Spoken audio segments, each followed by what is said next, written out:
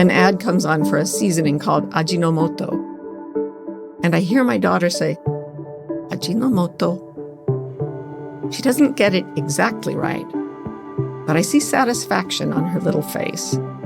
She mouths the words, says them over and over again, sometimes getting them wrong, not caring. She's completely unself-conscious, completely free.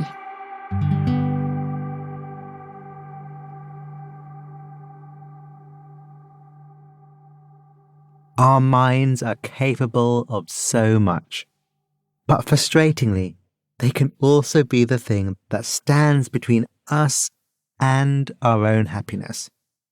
In this week's episode, celebrated author and life coach Martha Beck tells the story of how she learned to stop striving to be the smartest person in the room, and during an eye-opening summer in Japan, finally put her intellect aside to open herself up to everything else the world has to offer.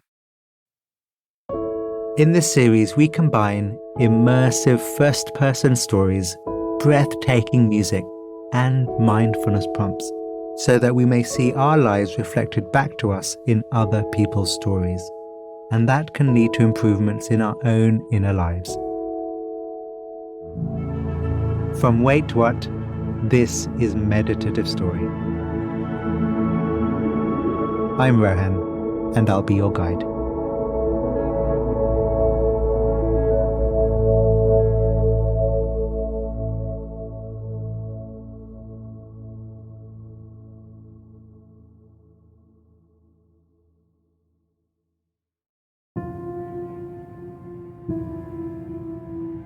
The body relaxed, the body breathing, your senses open, your mind open, meeting the world.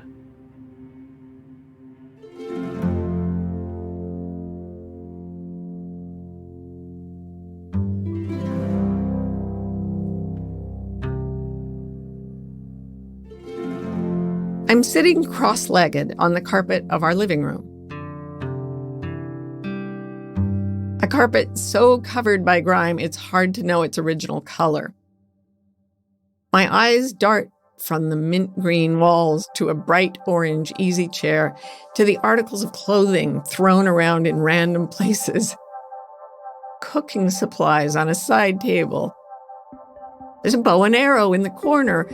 All kinds of things that belong to me, my younger sister, and our 6 older siblings. What we don't have is a television or radio or cassette player. My father's job as a professor is very prestigious, but it pays barely enough to support us. We are rich in one resource: books. There are thousands of books everywhere. Our family of 10 compensates for the chaos of our home with our brains. In our house, intelligence is the entire measure of your worth as a human being.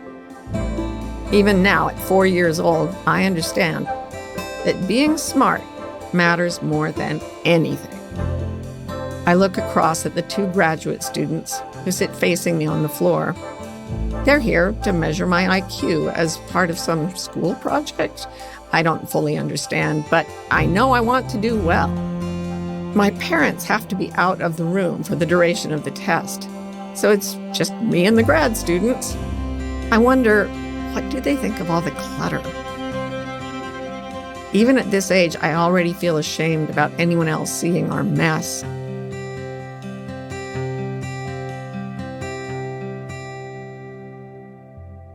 The graduate students ask me a long series of questions that slowly grow more complex. One of them glances at her sheet of paper and asks me the first question that I've had to really stop and think about today. "Can a dog manufacture?" she asks. I furrow my brow and think hard. I know manufacturing means to make things, and I can think of 2 things dogs make. They make puppies, they make poop. Yes, I say, I think they do. Suddenly, from the next room, my father jumps out, yelling, "Don't be such a stupid idiot. Manufacture means to make with your hands. Think of the Latin, manufactum, made by hand." The graduate students' eyes go wide, unblinking. They're frightened, too scared to remind him that he's not allowed into the room. My father is an intimidating man. He's a professor at Brigham Young University and a known eccentric genius. I once counted the languages I know he speaks and got up to 16, but he probably knows more. His IQ is off the charts. People in our Mormon community sometimes ask me, what's it like to grow up in the home of the smartest man in the church? Sitting there on the floor, I look up at my dad. He looks a bit like Franklin Roosevelt. I always assumed it was my dad's face on the dime. Right now, his handsome face is tense, angry. He's typically an absent-minded parent, and I rarely feel I've got his attention. But this, he cares about. And I know I've let him down. Don't be such a stupid idiot, I think to myself. Stupid idiot is a very common phrase in our house. I feel intense shame rising like a heat in me, and with it, a burning resolve. I will never be caught in a mistake like that again.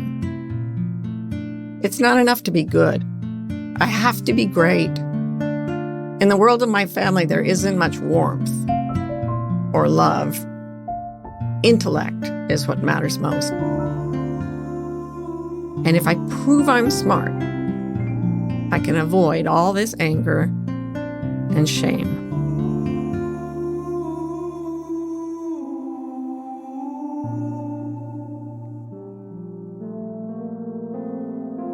I'm 16 years old and very interested in the mail that arrives through a letterbox next to our front door and gets stacked on the old oak desk in the living room. There's often mail for me, and as soon as I get home from high school, I dig through the pile until I find a letter sporting my name. I open it and read, "Dear Martha, congratulations!" My face flushes. Who doesn't love that word? These are the results of a national writing contest that I took at the request of my English teacher. The test's instructions told me to write an essay on history, character, and how those two things intersect. I write about Shakespeare's Julius Caesar. Really, how can I go wrong with those two megastars on my side? The letter goes on. You read and write and think extremely well. The contest involves every public high school in the nation, and I've scored in the top 5. I open more mail and discover that I'm being offered scholarships to several universities based on my score in this contest. The sweet taste of validation. Throughout my childhood, my home has remained a critical, competitive environment. By comparison, getting approval at school comes easily. I join the debate team, and when I win my first trophy, I feel like a real person at last. Eventually, I go on to win pretty much every tournament I enter. I live in the mindset of winning, winning, winning. It's intensely stressful. I live in the center of a bullseye, full of anxiety. The intense shaming and criticism I felt from my father at 4 years old never goes away. It's part of my daily life. Anybody who isn't brilliant is a stupid idiot. And no matter how well I do, no matter how many trophies I get, I only feel that I've barely kept the wolf at the door. But this letter, it feels different. I read it again and again. You read and write and think extremely well. I repeat that until it's burned into my mind. I think, maybe, just maybe, I'm not a stupid idiot. There's an unfamiliar warmth in my chest. The acceptance I never feel at home is practically pouring in from the outside world. I look around the filthy living room, the piles of books, the chaos, the hopelessness. And I think, there's a place where people could think well of me, where they would see that I am smart. I need to find that place and those people. As long as I can continue to prove that I can write and read and think extremely well, I'll be okay.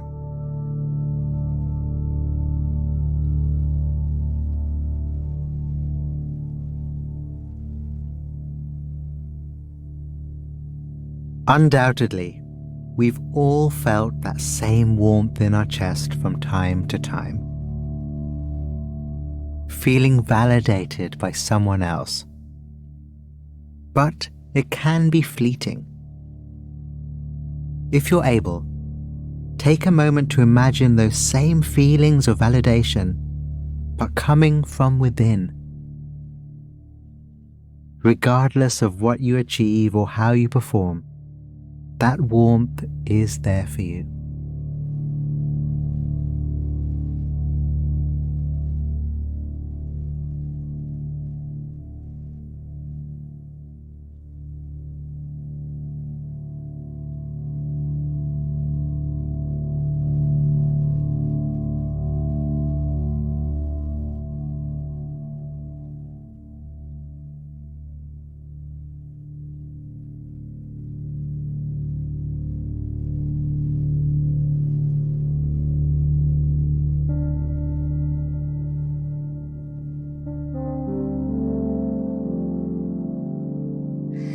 I'm 20 years old. The classroom is small and sweaty. The walls are made of cement and there are only bars on the windows, no glass, because it doesn't get very cold here. Little geckos skitter around on the walls, chasing the insects that fly into the ceiling lights. I'm living in Singapore, and every day is a battle to cope with unfamiliar customs. This is a big, sprawling, tropical city of a few million people, but most of what I see is this room.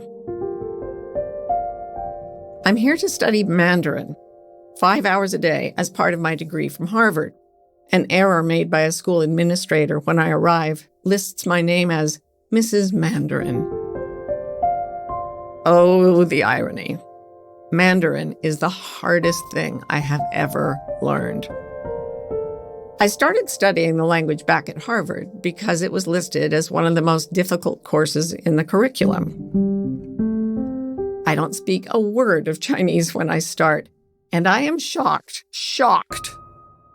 to realize there's no alphabet. Every character is a different word, and they're also intricate. It's as if someone asked you to draw the Cadillac hood ornament from memory, and they say that means thunder. And if you get a stroke wrong, it suddenly means chickpea or something. And it's a tonal language. The cadence you use with your voice on each syllable completely changes the meaning. Like everything I've done since leaving home, my decision to pursue this as my major is extreme.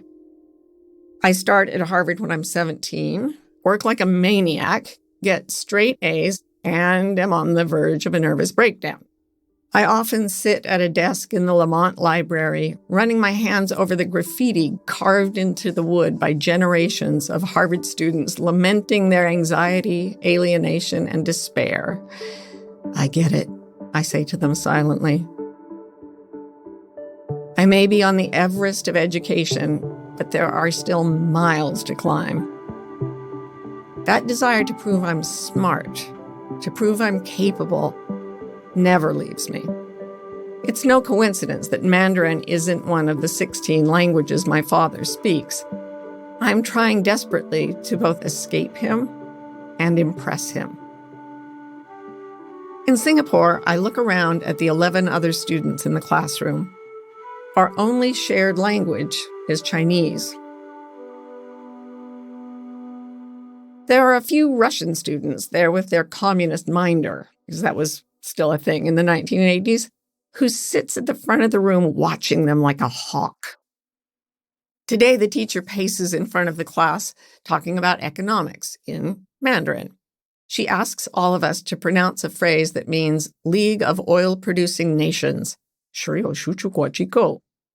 The problem is, we can't say it fast enough. The teacher starts to yell at us. How hard can it be? She screams, clearly pushed beyond the limits of tolerance. Her face is flushed red and veins swell in her neck. The yelling gets so intense, one of the Japanese students literally faints and slides to the floor. The students around her pull her upright, whispering, "She has to pull herself together." The woman tries to tell the teacher that she's sorry and that she's particularly upset because her dog is sick and she had to take it to the vet earlier. But she gets her tones wrong and accidentally says that her dog has launched a military invasion of another country. By now, the whole class is trying to help her. Second tone, we whisper, only confusing her more. Trying to keep up this intensity for hours, I've started getting something I call brain blisters. I study so hard, shuffling endlessly through my 5,000 flashcards, that my brain physically hurts. I'm constantly getting sick. I'm fighting harder than I've ever fought to learn something, but it's not enough. I'm so stupid, I think. I'm such a stupid idiot. At the same time, I vaguely sense something else. It's a spider-web-thin network of kindness and support that we students feel in this little barred room. I gradually stop trying to be the best because that feels like a betrayal of the trust that's growing between us. Without realizing it, I begin to feel what it's like to be accepted without having to come in first.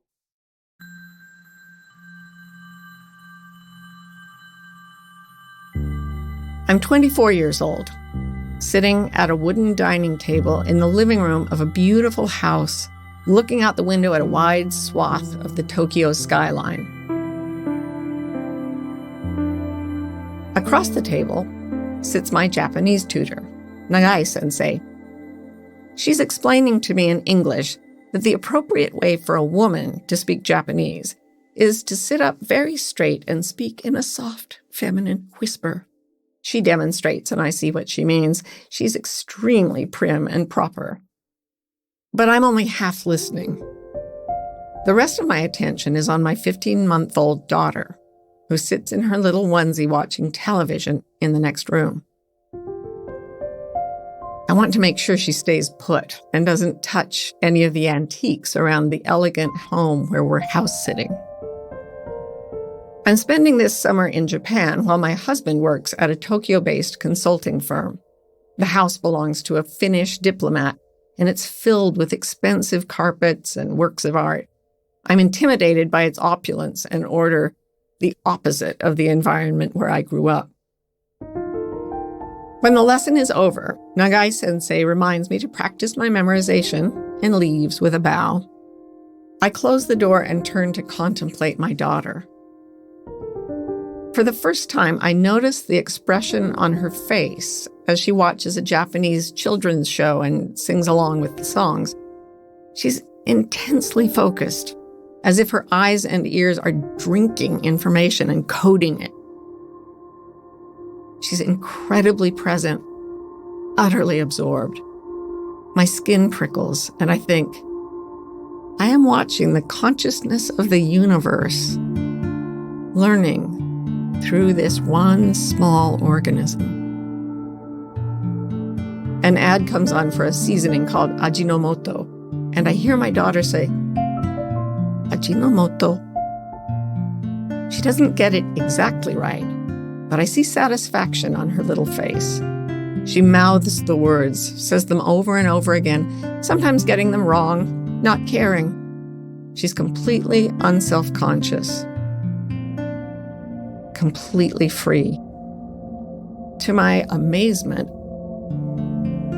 I feel tears in my eyes. A wave of yearning rises in my chest and fills my whole body. My daughter isn't thinking about IQ scores, or grades, or the rigidness of the education system in which I'm constantly competing. She isn't learning by force. She's simply enthralled, blissed out, absorbing like a sponge. She's doing something I've never done. In class, in competition, even studying alone. She's letting curiosity pull her mind forward. Something inside me shifts, and I think, oh, so this is how we're supposed to learn. By desire and joy and mistakes. No blame, no anxiety. Everything in me now wants to learn like my child. I want to inhabit the space my daughter is inhabiting. Curious, open, fluid, unconcerned with others' opinions, oblivious to criticism or blame. I'm so tired of trying to prove myself to the world. I ache for a gentleness I've actually never felt for myself. The tenderness I'm feeling for my daughter.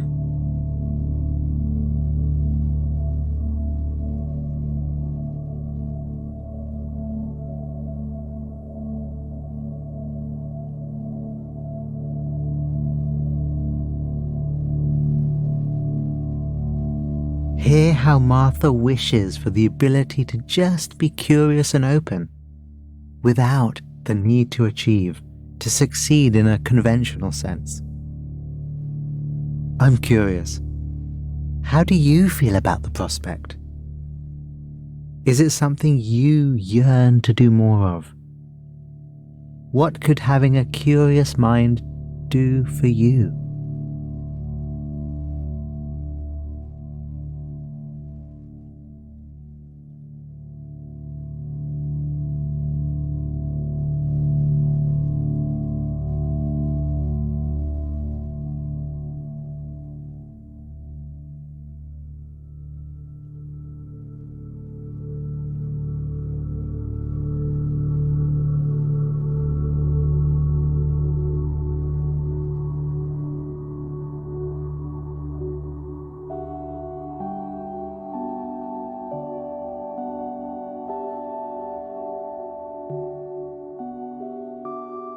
Later that week, I get a call from my Japanese language tutor. Her father has unexpectedly passed away, and a new tutor will be continuing my lessons. Habuto-san arrives at the house wearing a cool bowler hat, a vest, and boots. From the start, I get the sense that she's a rule breaker. She also speaks no English. I gesture for her to come in and sit at the dining table with me. I slide my tall stack of flashcards between us. Without looking at them, she slides the whole stack away. I don't bother to conceal my surprise. She says something in Japanese that I don't understand. She smiles warmly, and I smile back. In all my years of learning languages, I have only ever memorized. There were always flashcards. From the time I was 4, I knew I was on trial. But as I meet Habuto-san's eyes, the energy between us gives me permission to relax. She's wry and funny and eccentric. I can see that without understanding a thing she says. I have the feeling she's here not to help me memorize, but to help me communicate. Her presence feels so unexpectedly human. As we commence with our lesson, I begin making mistakes so outrageous that Habuto-san loses her reserve and laughs out loud. At one point, believing I know how to say, "I've been studying hard on my own," I actually say, "When I'm by myself, I belch constantly." There's nothing funnier than someone trying and failing to hold back a guffaw. When Habuto-san loses her battle and begins laughing helplessly, I laugh too.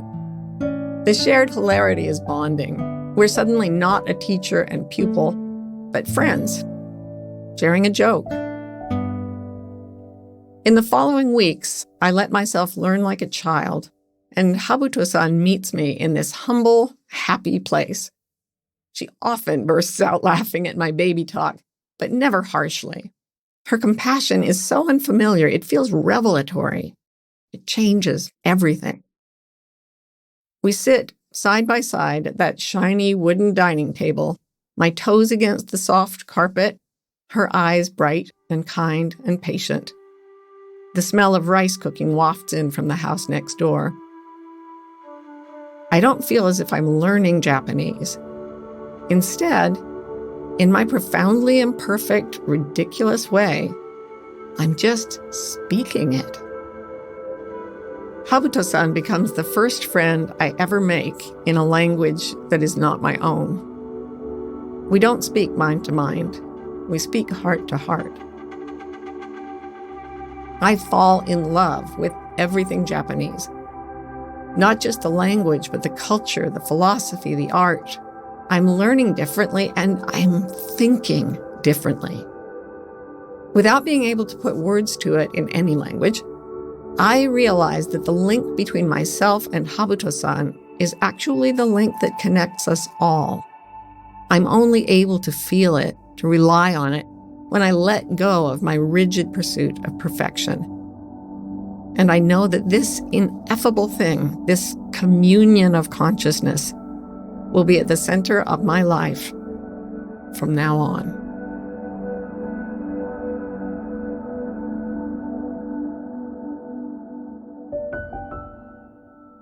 A few months later, I'm back at Harvard, plowing on through my doctorate in sociology. I've put Asian languages aside, and I'm sitting at a seminar table with several classmates in William James Hall, the social science hub of the campus. Everyone is looking at our brilliant professor, with the 3 wiry hairs that grow directly out of the bridge of his nose. I can't claim to know what the others are thinking, but I'd bet good money that every brain in that room is silently repeating, "Please don't hurt me." I can feel the anxiety like humidity in the room. I watch my classmates competing to offer the most cogent observations, to outscore one another. It's the old, familiar scenario I've been in since I can remember. But something's different now. Something inside me. I find myself looking at my classmates, my teacher, the visiting professors, and thinking, "Damn, friend, you look miserable." I also feel enormous compassion for them, the kind of compassion Habuto-san offered me. Without realizing it, I've absorbed aspects of Asian philosophy. There, having an open heart and mind, beginner's mind or don't know mind, it's sometimes called, is often valued over a mind stuffed with facts and pretensions. When I first read the Tao Te Ching, an ancient work of Chinese philosophy, one verse jumps off the page. We shape clay into a pot, but it is the empty space inside that makes it useful. We hammer wood into a house, but it is the space inside where we live. We work with being, but emptiness is what we use.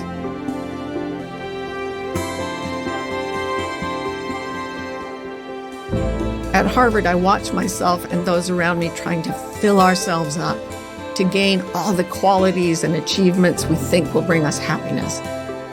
Material wealth, degrees from esteemed universities, numbers on a screen that tell us we're popular and that we matter. But I'm beginning to accept the idea that we're born perfect, even divine. Like the Asian symbol of the jewel at the heart of the lotus. We don't need more to wake up to our true nature. We just have to peel back the layers of what we've accumulated in the buzzing confusion of our lives. I've spent so much of my time on Earth trying to compete, to achieve, to prove myself to people who would never be satisfied, myself most of all. But the journey that leads toward wholeness, toward happiness, takes me the opposite direction. It takes me back to the open mind and heart of a baby. It sheds shame, expectations, and criticism as it goes. It holds the intellect, but without much fanfare.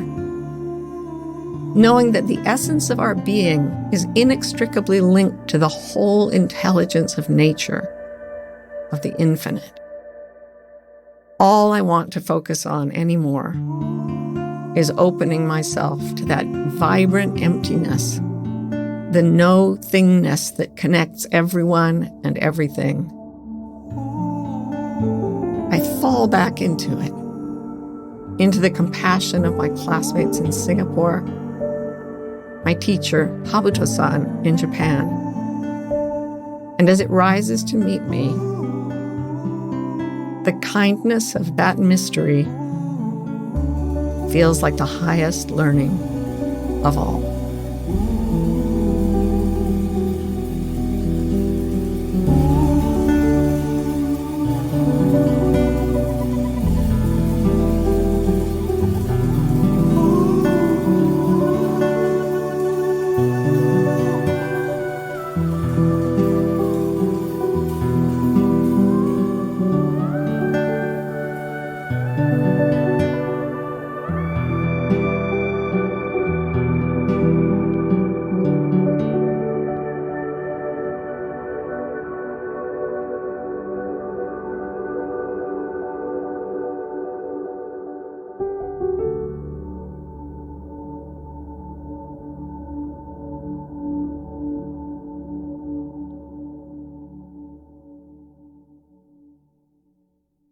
Thank you, Martha. Martha really went on a journey, didn't she? And as a mindfulness guy, I really appreciated it when she pointed to beginner's mind as an important way of seeing the world and an important way of being. Beginner's mind isn't just an idea, though. It's also a practice, a family of practices, really. So how about I guide you through a little example of it for our last few minutes together. So whatever position our body is in, let it be comfortable.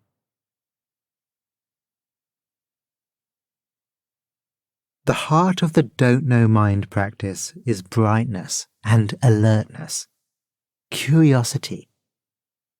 I don't know what is happening. I don't have a preset idea of what is happening or what things are like. And therefore I won't rely on my cookie-cutter mental model of how things are.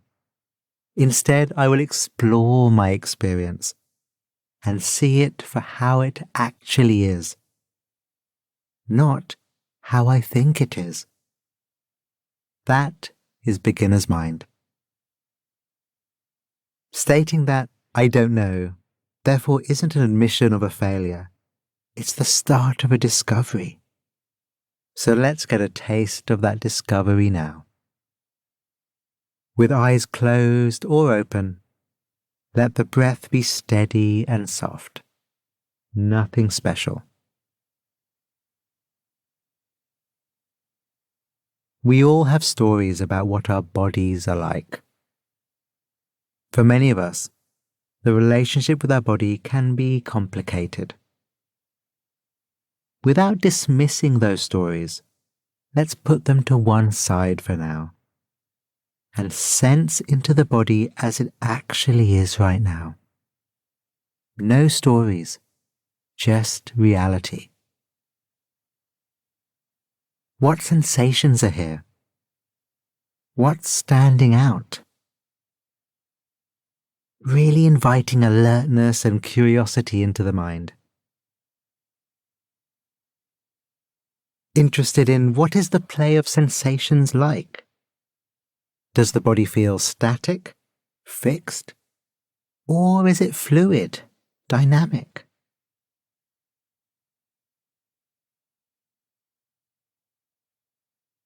And what is the tone of what is here? Curious about whether things feel pleasant, unpleasant, or maybe neither of those things. Delighted not to know how things are. Excited to find out by discovering it in real time.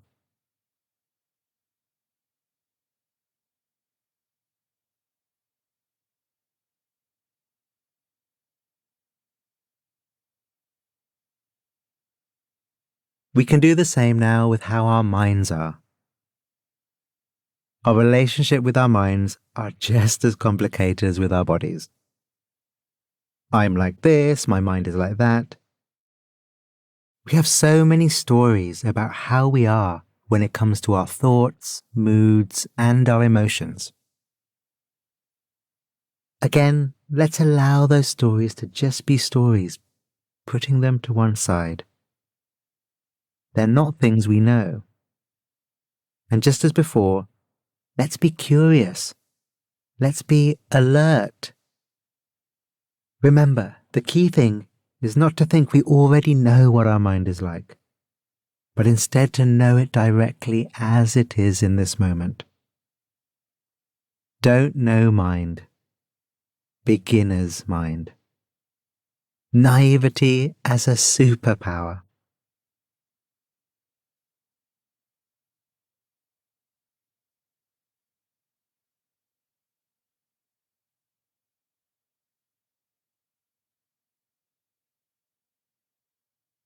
And as we move into the week ahead, what might it be like to go through the world with more of this don't know mind? When talking to people, dropping the ideas of how they should be or how you think they are, and instead, just being with them as they are in that moment. This is the practice. It's a beautiful thing.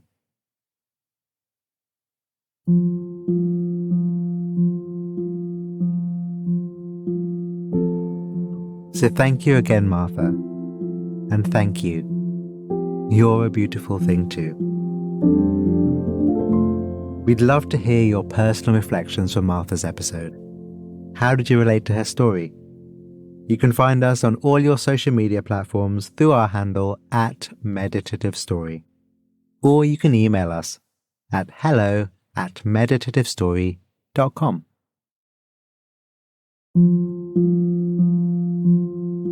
Meditative Story is a Wait What original. Our executive producers are Darren Triff, June Cohen, and Jay Punjabi. The series is produced by Dorothy Abrams. Original music and sound design by Ryan Holiday.